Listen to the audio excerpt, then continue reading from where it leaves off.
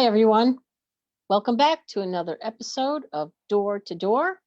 I'm Virginia Stanley, joined by my colleagues. Chris Connolly, great to see everyone. Lainey Mays. And joining us today, really special guest, Matthew Pearl. Matthew Pearl, oh my God, we're so excited to have you here. New York Times best-selling novelist, Matthew Pearl. Welcome, Matthew. Thank you. Thank you so much for having me. We are so excited to have you here. There's so many people who have expressed great excitement to hear you talk about your new book, The Taking of Jemima Boone. Settlers, Tribal Nations, and the Kidnap That Shaped a Nation, I think. Work in progress, but here we are. It's a thrilling read, great raves from so many of your fellow writers, Simon Winchester among them. We'll get to all of that, but let's just start. Let's start from the very beginning. So this takes place a few weeks after the signing of the Declaration of Independence, and that's quite pivotal because the world is changing, and everything is in flux. And 13-year-old Jemima Boone, daughter of Daniel Boone, and her two young friends are kidnapped by Cherokee Shawnee Indians. They're raiding a raiding party. So why did you set this book at this time in history? And what made you think this is a moment in American history that I can turn into a full-length book, not a long piece, but a full-length book? Yeah, thank you for the great tee up there and introduction, the generous words and the great question. This was a big decision for me, which is that I've been writing narrative nonfiction in a kind of parallel track to having written historical fiction for years, through long form pieces, articles. And I had my eye on what might make a good book to be my first narrative nonfiction book. And I think I consider myself, first and foremost, a storyteller, maybe in part because I was not formally trained as a writer. In other words, I didn't kind of come up through an MFA program. And so I really look for the same kinds of elements in nonfiction as I do in fiction. And in this case, it had the story once I discovered it.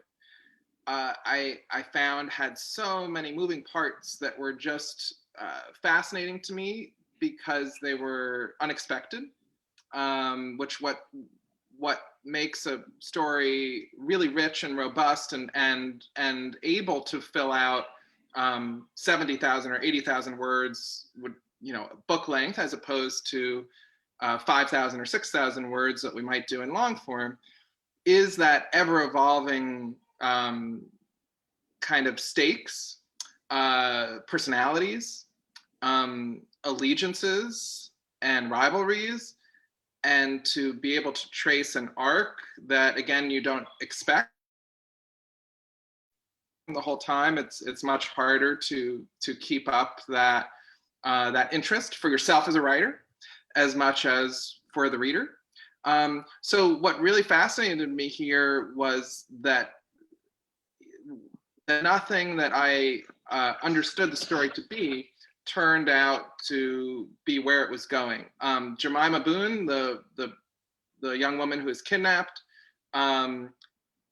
traditionally was treated as kind of a passive victim, and is an incredibly active participant in the story. And the American Indians involved had a whole complex slate of motives and purposes and goals that we aren't used to necessarily hearing about from a story in this time period. Yeah, I read that. I think it was your editor who said that you really gave face to all of the does on a level, it really does read like fiction. I mean, this is a refreshing take on a moment in history that kind of changed, the was a pivotal point, right? Just sort of changed the trajectory of how things, the direction of how things turned out with the settlers and with the. Can you talk about that? Like, how did that? And I love this. I love Jemima. I think she's amazing and she's so smart. And I want to talk about her, but I want to talk about how everything sort of turned on its heels a bit. Can you talk about that? Sure. As you mentioned, this is just a couple weeks after the Declaration of Independence, and the settlers are in Kentucky that we're focused on, and Kentucky is kind of this middle ground, legally and geographically, between the colonists and the tribes. And of course, the sort of general term is the frontier, right? This sort of undefined space. And the players don't actually even know about the Declaration of Independence yet. So we're in a very formative moment in which we're in the Revolutionary War, but the participants in the story and of course the area at large do not yet have kind of a definition of what the country will be, of what it will be called, of what it will look like. And so the American Indians are being pushed out from their tribal lands that they depend upon for resources. In the meantime, Daniel Boone and his cohort are pushing into this frontier, and in a maneuver to try to gain political traction against that movement, which is depriving the American Indians of their resources and their livelihoods. They see the opportunity, this small band of braves or warriors of the tribe that's actually, as you mentioned, part of two tribes, the Cherokee and the Shawnee, see the opportunity to take these young women who are part of Boonesboro as almost political pawns in this larger game.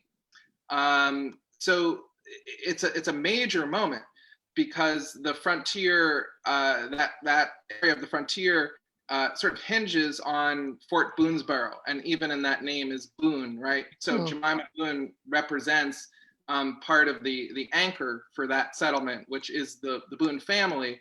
And by taking her and having leverage over Daniel Boone, who is the leader, one of the leaders of this settlement, the entire frontier can change in that single moment, and that's what the story is about. That kind of perfect storm that occurs from that moment on. Gotcha. Can you talk about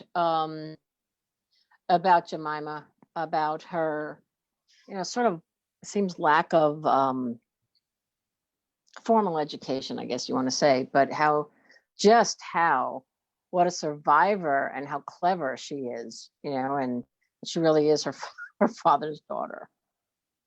Yeah, absolutely. I completely agree. She's a fascinating character. And my book opens up with a moment in which a couple years earlier, the men are nowhere to be found in one of the forts they're staying at, and Rebecca, Jemima's mother and Daniel's wife, gives her a rifle to shoot into the air to kind of scare the men back to the settlement, and it's this symbolic moment of the women having to kind of go to extreme measures to stake their part in the process of securing the settlements and of having a vision for the future of the frontier. And that carries over in Jemima's personality. She's very much invested in learning and absorbing all aspects of the frontier. And once she is taken, along with as you mentioned, two of her friends, the Calloway sisters. She becomes kind of a de facto leader of this trio of young women who are faced with this extreme circumstance and probably the biggest challenge of their young lives. And she remains remarkably calm as she kind of plots out their best course, not just waiting to be rescued, but for how to secure their lives, and also how to kind of plant the seeds for a potential rescue. And one of the most fascinating things is her relationship with one of the warriors of the tribe, the leader of this band of Cherokee and Shawnee, named Hanging Maw. And that was something that really stood out for me, and that the book pays a lot of attention to, is this dynamic, some of which was, or it was read by some people as romantic or potentially romantic, but was really kind of a dynamic of two people who were processing the changes in the frontier in a very sophisticated way, and that's so interesting to think of this 13-year-old who is able to do that. So yeah, she really, as the title suggests, she really sort of stood out for me as kind of a change maker within the story. Gotcha. Do you, Chris, Laney? do you think that the rough terrain that they were all in and kind of giving these women this agency to kind of step up and do their own thing to protect what they have if the men were there, do you think that gave them any like more power in some ways? Were they able to kind of branch out and do their own things a little bit more because of this freedom? Or was it just like not really worth the danger that they had compared to the freedom they had? Yeah, it's such an interesting question. You know, literacy was pretty low, and women in particular were not taught to read. So as far as we can tell, Jemima was not literate, which is one interesting kind of lens through which to see these figures, in terms of creating an identity for yourself and being deprived of those venues that require reading and writing. So a young woman like Jemima is really faced with kind of this landscape in which marriage is definitely sort of the next step, and that's where she is when we find her in the story. But as you allude to, the freedom of the frontier, which meant very big responsibilities and expectations for women, even though they were not appreciated in the way that they really should have been for their contributions, creates a fascinating combination, in which the women really had to kind of take it in their own hands to create their stories, because they were not included in sort of the official renditions, documents, land deeds, and yet they were doing so much on a day-to-day basis, and in extraordinary circumstances like this kidnapping and like battles that we end up seeing in The Taking of Jemima Boone, in which the women have to be front and center. They end up front and center, even in part in the military battles that they're not officially allowed to take part in. Yeah, and something you mentioned, Matthew, I mean, I love how you have these huge historical forces at play, and then you have the central characters who really give weight to everything. And I think you've mentioned before how you really wanted to provide well-rounded characterizations and insights into everyone on both sides of the conflict, the native populations, of course, Jemima. How do you go about researching and piecing together who these people were, when I would imagine a lot of the available documentation is kind of tinged with prejudices of the time, things like that? Sure. Yeah, that's a great point, and question. And of course, every project is different, because every project will have kind of different sources that inform the story, inform the material. In this case, we do have a lot of documentation, in part because there were a couple very obsessed researchers in a little bit later, in the late 18th century through the early 19th century, who were interviewing as many people as they could, and corresponding with as many people as they could who lived through the experiences. So it's this really rich treasure trove of documents that I got to dig through. And as you say, it's the challenge of seeing other perspectives, and people, including the American Indian tribes, who are not usually being spoken to directly, is absolutely one that a writer and a researcher has to be very aware of, very transparent about, and we have to kind of use the materials we have to do the best we can. Missionaries were particularly interested in recording their conversations, not recording literally with equipment, but transcribing conversations with members of tribes. Also, there were leaders of the tribes who would testify in front of Congress, for example, at the time, the Continental Congress.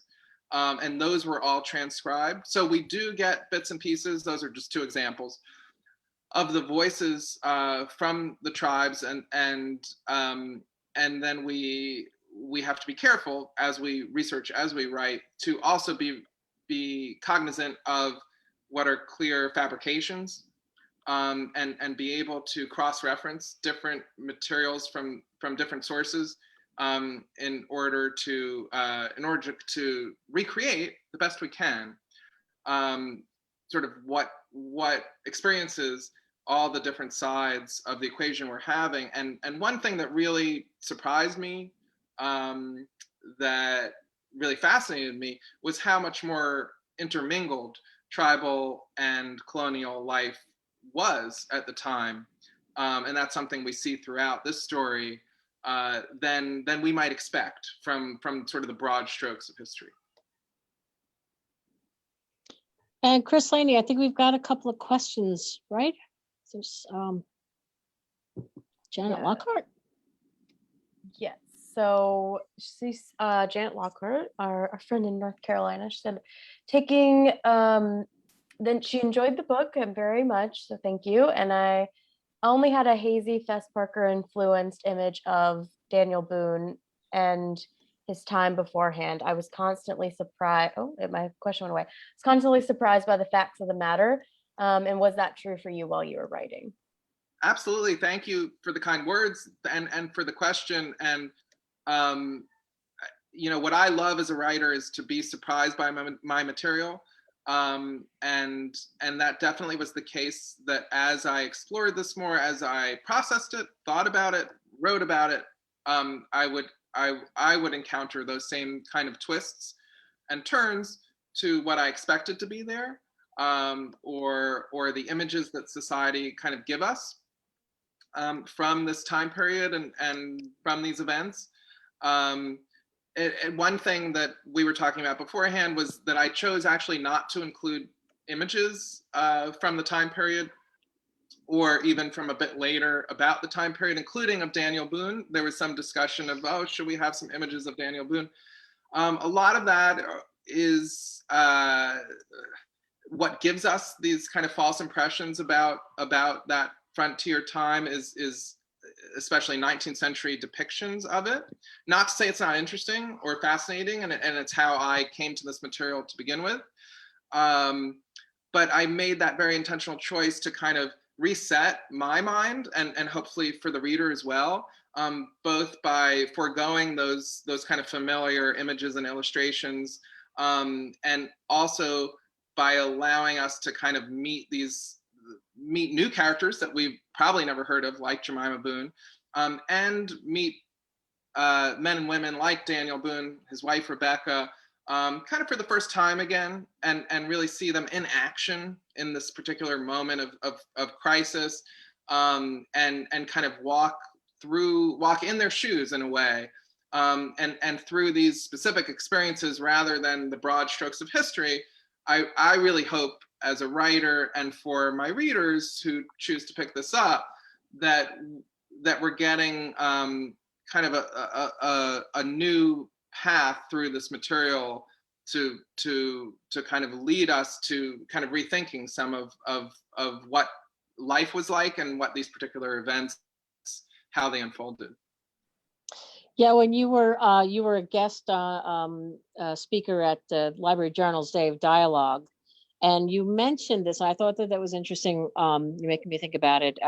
When you talked about the traditional way to tell a story about a kidnapping and the rescue is to focus on the rescue, and on the, in this case, white, male colonial settlers, and you really chose to focus on why the tribes were put in the position by the settlers, that they felt that this is what they had to do, as you say, sort of like a pawn, some sort of bargaining chip, so to speak, which is a terrible thing to say. Chris, I think there's a question from Casey Davis. Yeah, there sure is. So Casey Davis, our good friend, asked, who are some authors that have influenced your writing, Matthew? Yeah, thank you for asking. I think for this book in particular, because I was jumping to nonfiction, I really gave a lot of thought. There's so many wonderful nonfiction and narrative nonfiction writers out there. Funny enough, this almost never happens in my experience, but we were able to share the book with several of the writers who were really influences on how I was writing this and how I was thinking about this. I think the first book I reread when I started thinking of this idea was River of Doubt by Candice Millard, who ended up having the chance to look at this in advance and giving us some really kind words to include with the book as we try to spread the word about it. So I would say Candice, and again, two others that we were able to share it with, Simon Winchester, Stacey Schiff. These are writers, and there are many others who I think in the last 10, 15 years,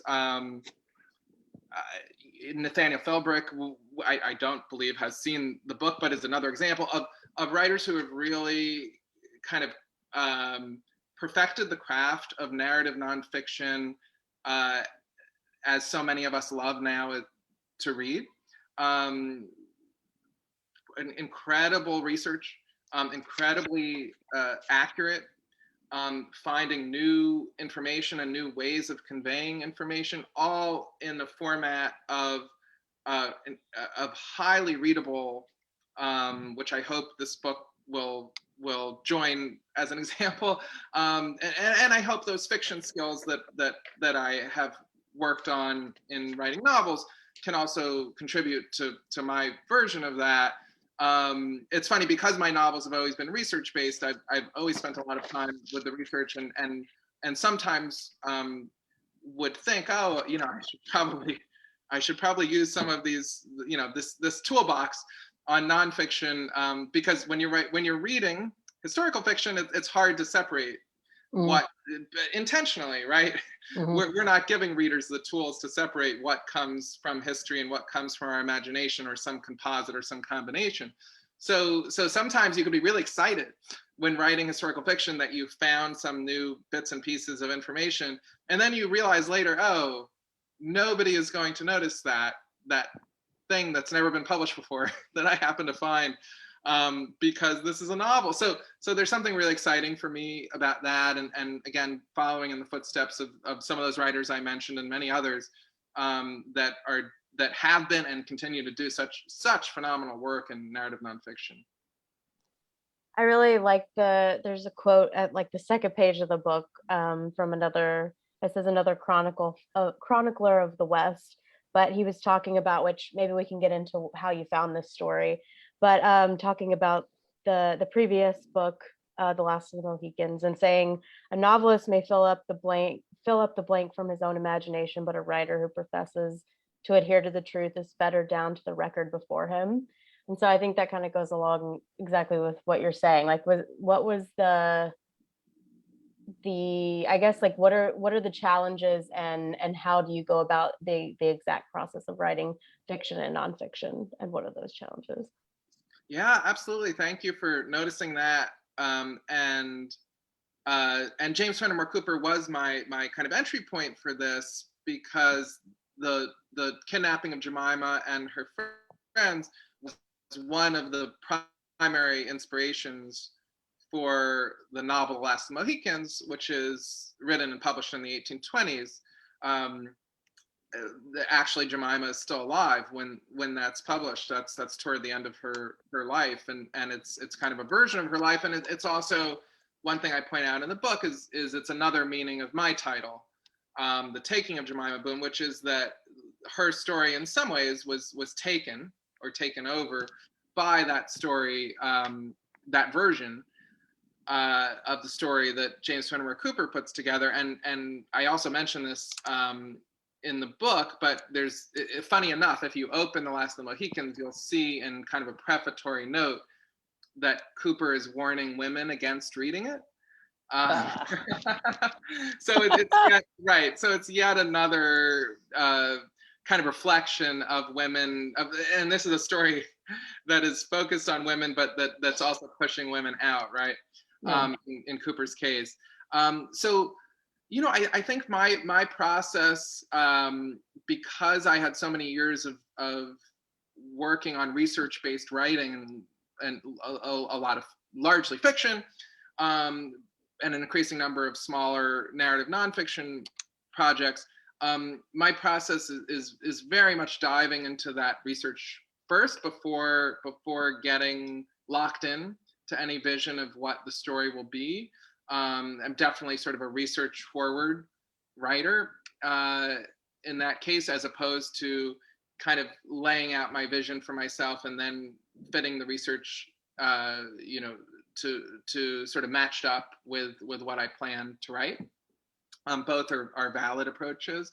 And I really love doing the research. I think that's one thing, very understandably, not every writer loves sort of sinking into what can often be just kind of an endless labyrinth of materials.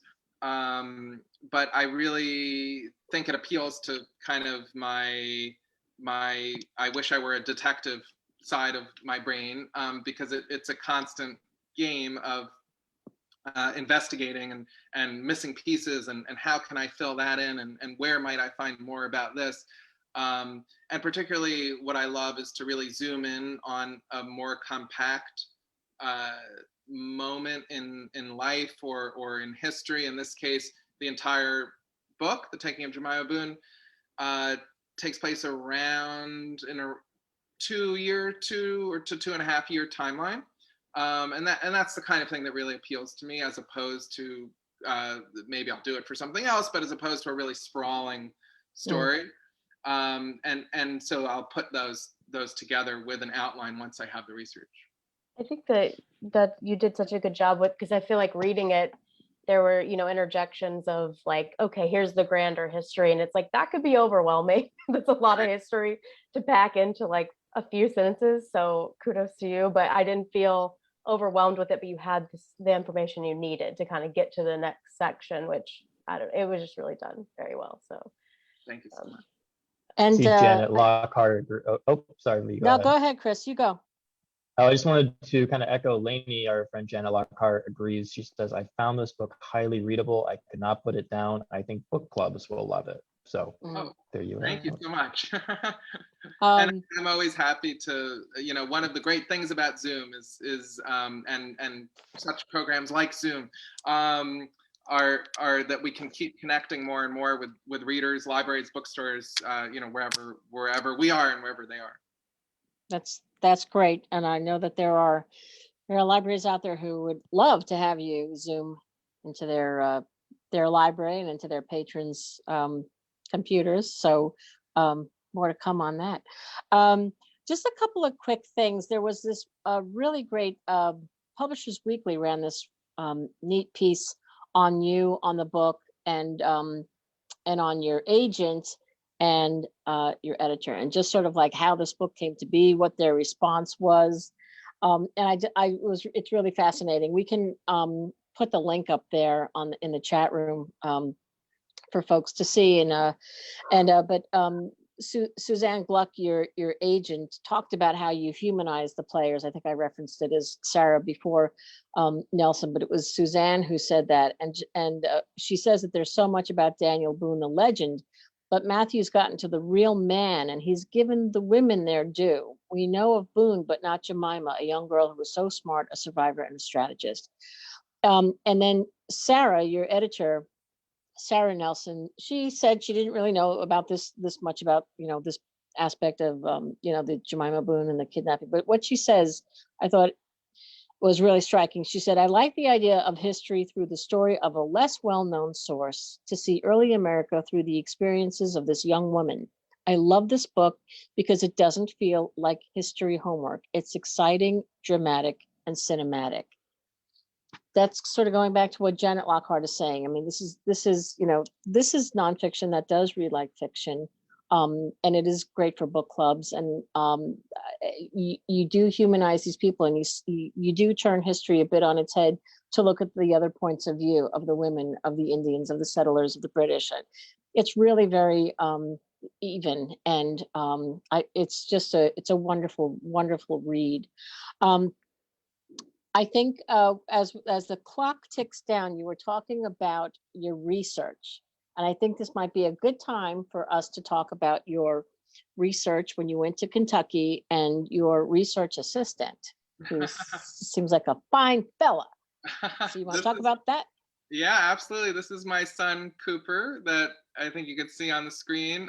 He was 8 at the time when I was doing my research trip here to Kentucky, and in this photo you see Cooper in front of the spot, more or less, that's marked as where the 3 girls were taken.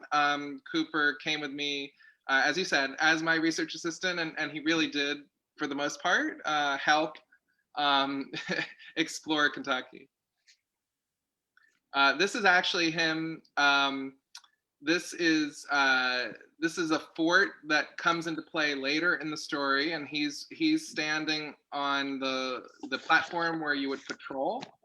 You would patrol the fort, and if he was a little taller, be looking over, over the fort wall. And this was the fort. This was a recreation of the fort, but it's in the actual spot where the fort was, and that Daniel Boone later faces court-martial, which is kind of a big twist in the story. Do we have more? We have a little more, I think. Yeah. So this is at Fort Boonesborough, again, the recreation. The forts themselves did not survive until today, but there's incredible organizations and people who are devoted to preserving the sites and recreating them. And this is Cooper essentially crushing corn, or using the method that you would use to crush corn. And he's very excited, as you can see. We have one last one. Yeah, I had to throw this one in. This was across the parking lot from our motel where we were staying in. And Cooper had never seen a big boy. Actually, did I ever see a big? I'm not sure I've ever seen a big boy in person, a big boy restaurant. But yes, I couldn't resist. We had not just the research that I was able to do, but also just an incredible bonding experience with my son, which is kind of the unseen side of working on books, is that they're happening during your life, right? During some specific phase of your life. So if a book takes all my books have taken a couple years for each one, or 2 or 3 years. That's a certain phase in your life, and your child's life, if that's part of your household. And it kind of imprints in that way for us, I think, as writers, in a way that doesn't get seen too much on the other side. There's got to be something poetic about, Daniel Boone was in search for his daughter, you got to experience with your son. So did you think of, I know she was older, but like having a kid around, it would be kind of fun to kind of bring you back to, oh, this is a child we're rescuing in this story. Yeah, absolutely. And the dynamics of that fear for your children, which worked in all ways. The American Indians who were involved were also fighting for their children, their families. In many cases, it could get reversed, where when the Indian tribes lost a member of their family, they would then take in a settler who became part of their family. Again, that's the intermingling. So yes, and in all ways, I think just seeing Cooper and seeing kind of that the interface of a child with that environment and with the wilderness, that I think all children have kind of a part of their brains and their souls that just want to be part of that, and that kind of untrammeled sort of horizon and kind of adventure that's inherent in it as well.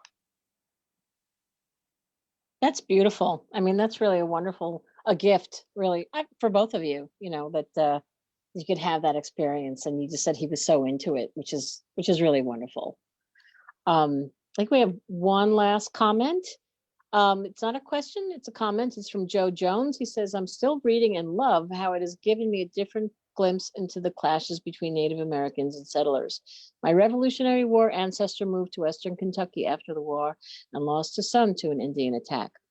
The book is going to touch a lot of lives because, it's so far reaching, and it's accessible on a lot of different levels. And I just think what you've done here is Herculean and important, fascinating, informative, and entertaining. Well, thank you so much, all three of you, for inviting me here today to talk about it. And the process of working on a book is such a long one that sometimes it feels it feels impossible that you'll ever actually get to share it with other readers. So libraries and librarians and the readers that are part of their communities are such an integral part of how we communicate about books and how we share books, and so what a wonderful start as I think about the book going out there in the world to be with you and with your viewers. Thank you. And I know librarians are just very excited to have this opportunity to listen to you and to ask a few questions. And the book goes on sale in October, so you'll be hearing a lot more about it between now and then. Chris Laney, is there anything we haven't touched on, or Matthew, if there's anything else you want to say before we say goodbye? Just again, just to thank everyone for being here with us and to eavesdrop on this great conversation with the three of you. It's nice to feel like the world is getting back to kind of on track in many ways, and part of that is this opportunity to talk about books. Yeah, it's nice to be together, virtually or in person. Right. It's nice to connect. So, Chris Laney, anything? We good? I think we're good. Just a great kind of closing note from our friend Stephen Posado, the Chicago Public Library, who says these photos are such a great reminder about the huge amount of time authors put in. Thank you. I echo that. Thank you, Matthew, for shedding light on this and all the time and skills that it took to do so. So yeah, thank you very much. Thank you. Lainey?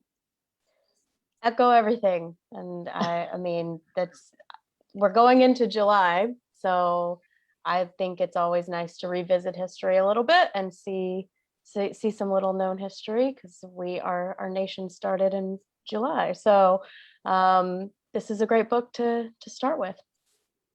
Yeah. Nice. Well, thank you, Matthew, and thank you everyone for watching today. We appreciate your taking the time to check out Door to Door.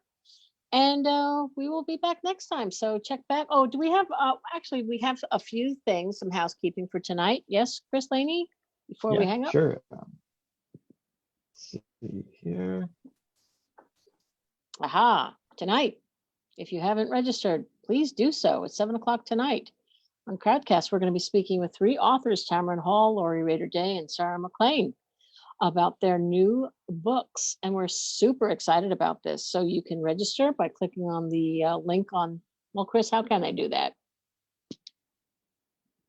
Yeah, I'm putting the link in the chat, so you can go ahead and register there. It'll also be on Facebook Live, just like what you're doing now. So you can watch on Crowdcast, Facebook, however you prefer.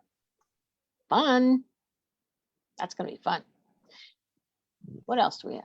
Oh, Smorgasbook. 3 cookbook authors talking about their books. Super fun.